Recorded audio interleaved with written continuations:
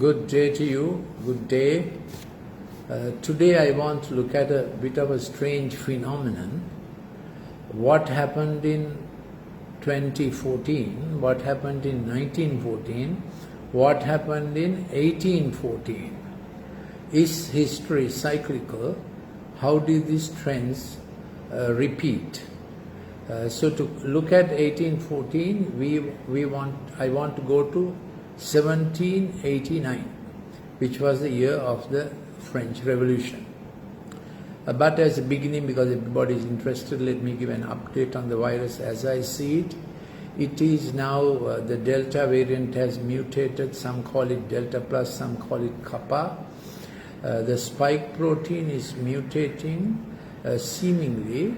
It is now able to attach itself to receptors other than the ACE2 receptor. Now ACE2 receptor is angiotensin converting enzyme receptor. Receptor is also a protein, so that is an enzyme, a protein which is on the surface of some cells, and angiotensin is a substance molecule that controls blood pressure. So this ACE2 receptor is found in lung tissue, throat, nose and so on, and other tissues also. Now it is thought that the newer spike protein mutation in the mRNA, therefore the configuration of the spike protein changes. That is the virus anatomy. The mRNA determines what the spike protein will be like. So the new change, so when we say mutation, it means in the mRNA there was a change that causes the spike protein configuration to change. It is now said to be attaching to other proteins or receptors besides the ACE2, and therefore it has quicker spread, greater pathogenicity, disease causing ability. Now we know with the Delta also it was said that it quickly develops, is more infective, can cause serious disease and so on. So the issue returns to, what if there was some early home therapy available, which is hotly debated. Drugs are available, they are effective, but in my opinion, because of prejudice, they are not coming into circulation, and common academic journals don't talk about it, but more research kind of academic journals have spoken, and clinical trials and analysis have proved that they are effective. Now I think there is a consensus now that vitamin D is useful, and I have given you the background before. Vitamin D helps with the specific pro-resolver molecules. So I have told you before that in our immune defense action, inflammation gets involved as a side effect. So there are active molecules like IL-6 and tumor necrosis factor and all that. Then there are molecules that make the cytokine reaction to go down. Those molecules are vitamin D dependent, and if vitamin D is deficient, those molecules are deficient. That's why you give vitamin D. Now there are other things also that can be given to ameliorate or reduce the attack at the beginning itself. Reduce viral entry, reduce viral multiplication, then prevent the pulmonary attack, which is the immune inflammatory syndrome, then prevent the cytokine storm, and prevent the thrombosis. All that can be done. Then death can be brought down to 1/4 the present rate. So that's the debate that is on. But I want to get on to this issue of what I explained to you. So in 1789 and between 1789 and 1814, what happened? Then between 1890 and 1914, what happened? And then we are looking at our time, 1990 to 2014, what happened? So by 1990, the world was on a huge consumerist agenda, and we had flipped from producing basic amenities like food and medicine for health. We had made a wellness illness industry. So syndromes were described for drugs to be used, and this kept on happening. So by 1990, the world's GDP, 90% of world's GDP was controlled by just 10% of the people, and by 2010 it was that 99% of the world's GDP was controlled by 1% of the people. So in the COVID year 2020, what happened was, now in Sri Lanka we have a national debt equivalent to the GDP. Our GDP is 29 billion US dollars. So our national debt is also 29 billion US dollars. So it's about 110% debt. What happened in UK, for instance, their GDP is $1 trillion and their national debt is 100%, is $1 trillion just in 1 year. So you can see that. And where did that wealth go? 2020 made existing billionaires 3 times rich, and added on to that list 12 new billionaires just in 1 year. So when people are, when nations are getting into debt, where is the money going? The money is going to a hand of a few people, the global elite, who designed an economy, who designed market consumerism, and now it seems that the virus designed in a lab in Wuhan, begun in a lab by the CDC US, there's concrete proof that it was a lab leak, he has completely enabled the same billionaires to get very, very rich with a few additional billionaires. So nations are being defrauded, nations get indebted, because there's a global plan by global dinosaurs who take the wealth of the nation into their hands. Then nations struggle, governments struggle, citizens actually get poor because the nation's resources are in the hands of a few. Now, all nations have been given reasonable modus of income that is enough for them to look after their own populace. But that's not the way this is happening now. Nations are losing their wealth, their resources, their land into the hands of a few, very cunningly planning global elite. So this is the Orwell Farm, 1984 author, predicted that such a time would come. New pharaohs would arise and the whole populace will become enslaved economically and otherwise. So by 1990, wellness, illness, pharma industry was probably the leading billion-dollar spinner. Then a close second would be the armament industry, motor industry, fashion industry, IT industry, confectionery industry, perfumery industry, toys industry. 8 industries completely gone out of reasonable use into swallowing up the wealth of the people and causing a consumerism-driven economy, which was the plan of John Maynard Keynes. That's why we call it Keynesian economics. In a place called Brettle Wood in 1948, he gave this suggestion that increase the demand and then the supply has to increase and you will drive the world's economy forever and ever, and he called it unending economic growth. So what happened was in 1960 they applied this seriously, and in 40 years we have consumed all that was there for the world to consume in 400 years maybe, and in this consumerist madness we have also exhausted all ecological systems. For instance, world's pH value is maintained by the corals in the sea, just like our kidney in the human body. Now, if the kidney of the human body is down to 1/3, we get chronic renal failure. Corals of the world all over are down to 40%. What will happen if it's down to 33%? We don't know. It's down to 40% because of the ocean pollution.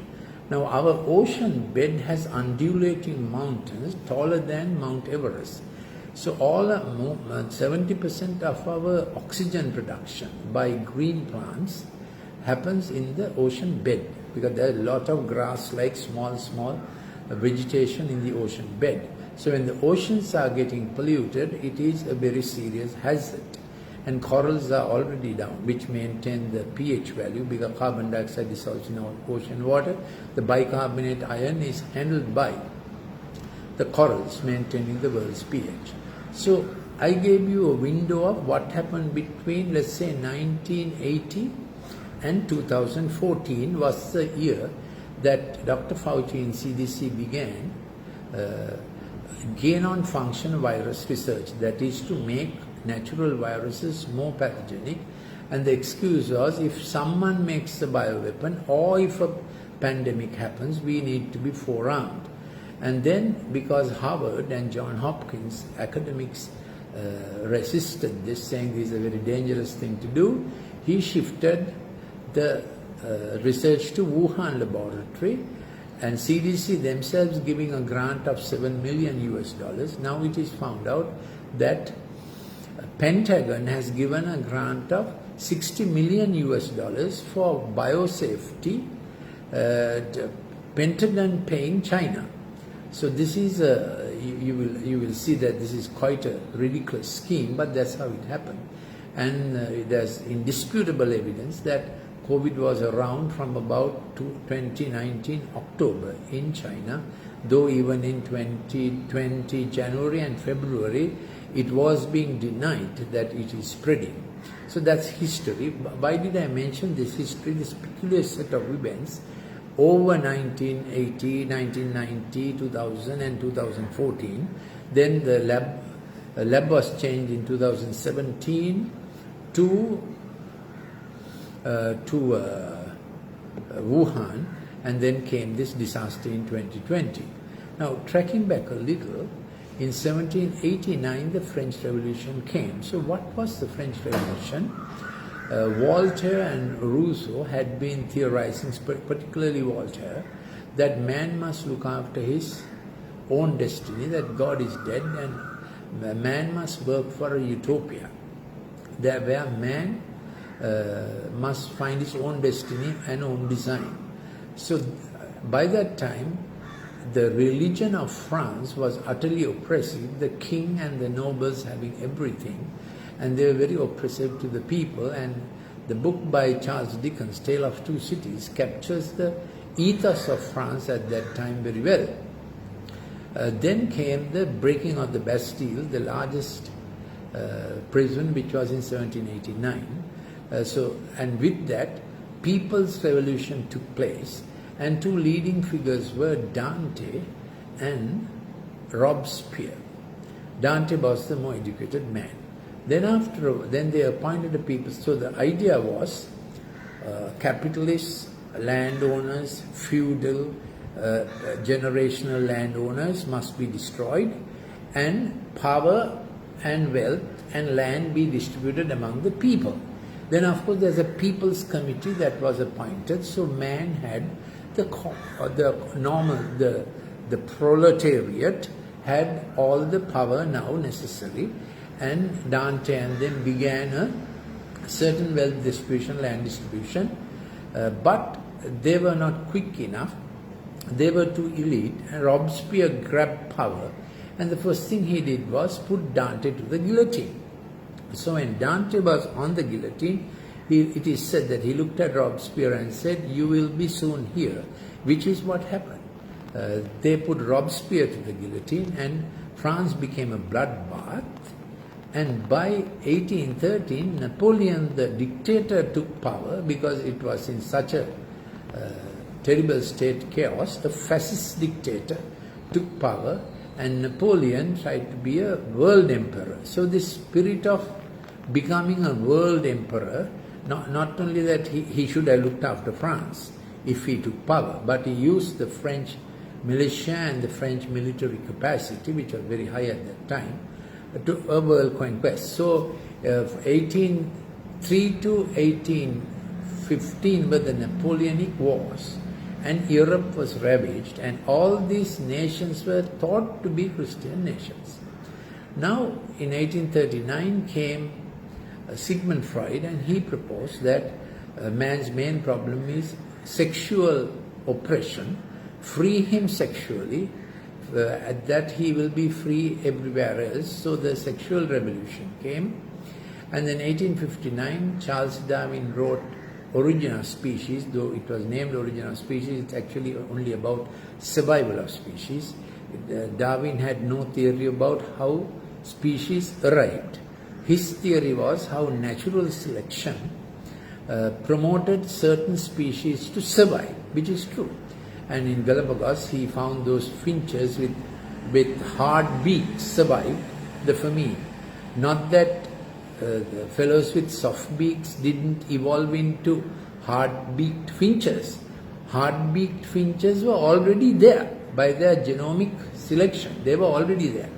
So Darwin's theory has nothing to say about arrival of species. His theory actually was how species survive through natural selection. So as far as that goes, it works, but Darwin was no scientist, so he couldn't see that origin of species is quite different from survival of species. So Professor Asa Gray and others, Harvard prof of biology, they opposed Darwin scientifically. Then, of course, the European establishment took over Darwin, and man's great century arrived. Man could do anything. Meanwhile, there were great scientists who worked on a different design.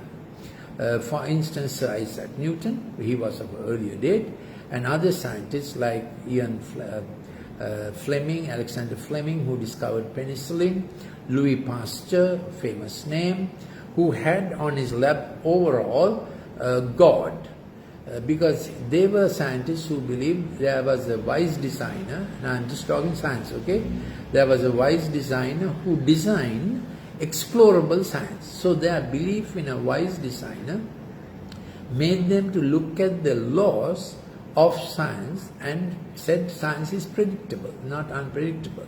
If science is predictable, a predictable lawgiver gave the laws of science. So Michael Faraday, all those great scientists held on to the theory that a wise designer, they called him God, gave designs that are explorable. Science is possible, research is possible, because science works according to laws. But they had, by that time, little by little, they began to dump God. Man became omnipotent.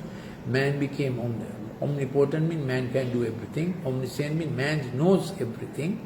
And then came the greatness of man, and we had to prove greatness. They made Titanic, the largest cruise liner. So when Titanic was sailing off from 1912, and I have a reason to give this little talk and long story. 1912, from Southampton, UK, great engineering feat for the time, there were over nearly 3,000 or 4,000 passengers. They said there's only lifeboats enough for 1/4 of the passengers. The captain said, that's okay, because not even God can sink the Titanic. Those were his exact words. So God didn't sink Titanic. God is not into disasters. What actually happened was they were so confident. When the HMS Carpenter kept sending the Moss messages, telegraphic messages saying the iceberg is there, slow down, slow down, the man on the telegraphic message counter sent back a message saying, you stupid, shut up. But he didn't want to slow down. And they rammed the iceberg and ship began to sink. Then what happened is, the Sinhala saying, Navagilunath Banchun comes from Titanic. What happened was, from the first bottom floor, they came to the next floor and kept the dancing and the ballroom going. When that floor was going under, they went to the next floor, and it was a sad tragedy. Titanic sank. And the captain and the owner was on the ship. Owner kept saying, drive, drive, don't slow down. So when the Titanic was sinking, captain said, certainly Mr. So-and-so, you will make great news tomorrow. But they wanted to get to New York before 8 a.m. Great news, of course, was tragic news that the Titanic has sunk. And that last bit, captain goes to his berth. Captains don't forsake ship. He sank with the ship. And in New York port, there was this gloomy report 1,700 lost, 1,790 something, all their names are there. There was another list saved, all their names were there. So that was the tragedy of Titanic. The world's richest and the blue-collar workers sank together. So Titanic symboled of the glory of man's endeavor and the tragedy of man's negligence. I'll repeat it. Titanic sort of signed off in 1912 the glory of man's endeavor and the tragedy of man's negligence without God. Then comes 1914, the First World War, between so-called Christian nations, God-believing nations. Very small trigger that triggered the First World War in Austria. However, the issue was they were already fighting for territory in colonized nations. So they agreed to get to colonizing nations and take wealth out of them is what drove internecine warfare in Europe, which was the First World War. Then they thought they were recovering from it, but in 1917 came the Bolshevik Revolution. So Karl Marx, though he had theorized long ago, Darwin's theory immediately took effect. So what Darwin's theory was if we evolve ourselves, there's no God, no responsibility to God, no arbitrator, no umpire, survival of the fittest, struggle for existence, live as you please. So the might is right, so mighty nations began to ravage small nations. Obvious conclusion of a world without God. Obvious conclusion, when man is God, he does what he wants. That's what happened. Then came 1914 and this terrible war. 1917, they took it to another level when they applied the Das Kapital. They said the real evil is private ownership. So take wealth and land out of private ownership and communism. Make everybody to own it. But of course, what is capital in a capitalist society became equal to power in a socialist society. So in the capitalist society, people who have capital and money rule the roost. In a socialist society, those who have political power behave like the Tsar. So though they dethroned Tsar and Rasputin, a very corrupt priest, what the new priests that took over were the priests of communism. Why do I call it priests? Because communism also was working for a utopia, a kind of heaven, where there was equality, where everyone was brother, without God of course. So what happened was, very soon, the ruling class murdered the ruled class. So millions of farmers who were the proletariat were massacred because they refused to give up their land. You know, farmers, what protest goes on in Sri Lanka now that they are not getting their fertilizer. So they died for a foolish cause. Anyway, that's how the Western nations who were supposed to have known God gave up on God and shed blood. And it had consequences on other nations also. Follow me carefully. Then comes Hitler, then comes the Great Depression, and Hitler in Germany, he got quite a twist into his head that the Aryan race, which he said is represented by Germans, so racism, is a superior race and all other races are less than them.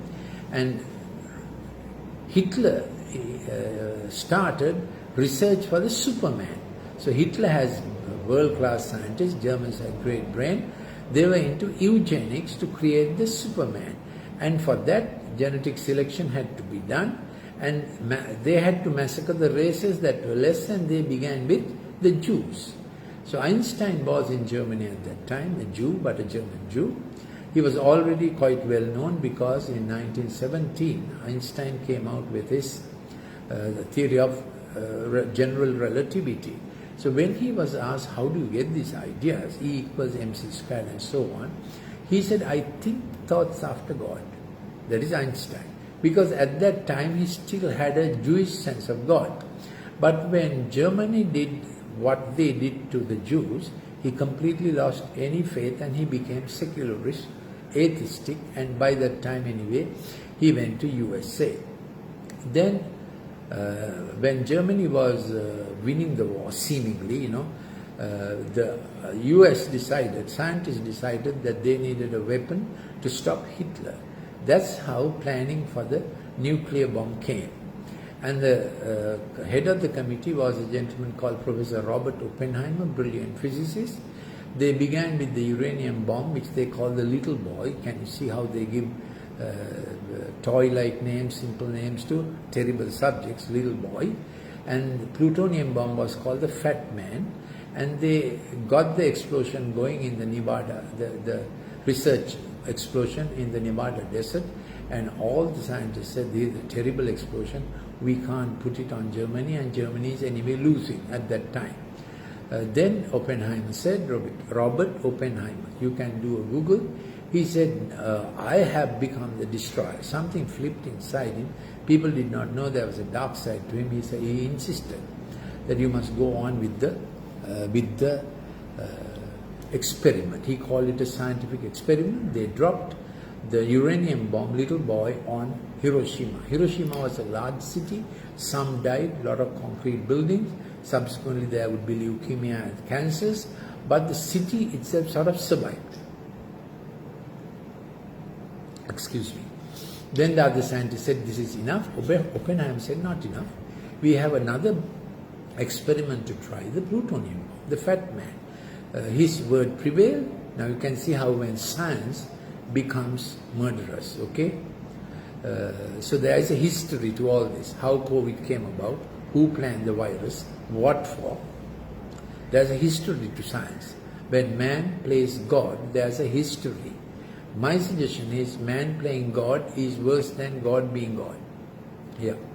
Because when man gets absolute power through science, politics, whatever means, even religion, you will present it. So in France then, and in any country where religion becomes the playmate of politics, both will suffer, both will corrupt. That's the verdict of history.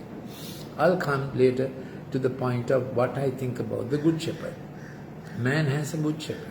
Man has a given design. So the nations were given wealth not to be rapacious, but to look after itself as a family. So the first covenant was given for a family: be fruitful, multiply, fill your part, steward what others have, and steward the resources to steward which you have skill. Be a benefactor, do the beneficence for the beneficiaries. So for a doctor, for the clients, for a scientist, whatever innovation, let it be beneficial for mankind. But this is how nuclear power got harnessed to stop Hitler. Now you know that most of the world's nuclear power does not go for X-rays or medical treatment or electricity generation. Most of the world's nuclear power goes for nuclear missiles, submarines, massive warships.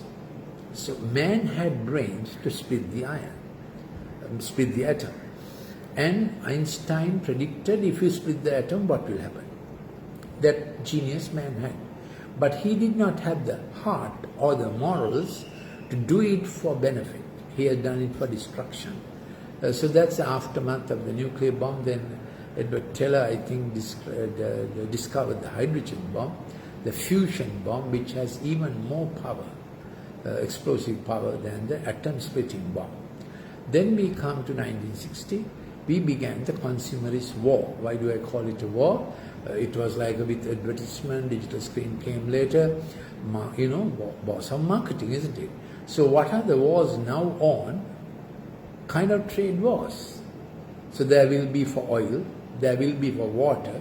Thank God Sri Lanka is the nation that has most amount of potable water per hectare in the world.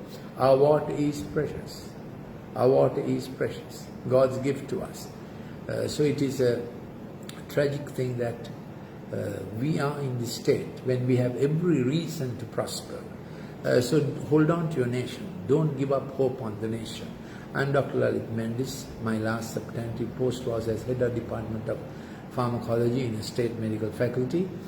I also was first in the island in the A-level exam in 1970, sitting the exam with chemistry, physics, zoology and botany from St. Thomas's College, Mount Lavinia. I entered Colombo Medical Faculty. I was batched up in every exam in the Colombo Medical Faculty. So we took a decision, we remain in Sri Lanka. My wife is a lawyer with 3 first classes in her law exams. We decided, and our daughter is also in this nation, she is a specialist doctor, and her husband is also a doctor. So we decided we stay in our country because we have a God hope for our country. We believe God places people in countries to serve with God's benefactor nature, with God's beneficence, and in their field of excellence, field of training. So don't give up hope on Sri Lanka at this time. Many are thinking we'll send our children to another country. I want to ask you, which country? Which country is safe? Which country will look after your children better than your own country? So parents, think again. If you want to talk on this, I will send you. This is my 214th clip. I have done a lot of research in the last 7 years on the digital screen and its effect on the generation. I will send you some clips. Please send me your telephone number, WhatsApp number to 076 313 4800. 076 313 4800. Then I will send you some of the clips. Only thing, mention what subject you want it on. Whether it's a virus, whether it's on pharmacology, or curriculum, character, career choices of children, and how the pixel screen affects their choices. Yes, they become very inattentive, impulsive, and hyperactive. They don't finish what they begin. So that's a different thing. So when you are thinking of sending kids off to other countries, take care, because the first graduate degree, the parents should be around them for character formation, family bonding, and long-term fidelity. Only home can teach that.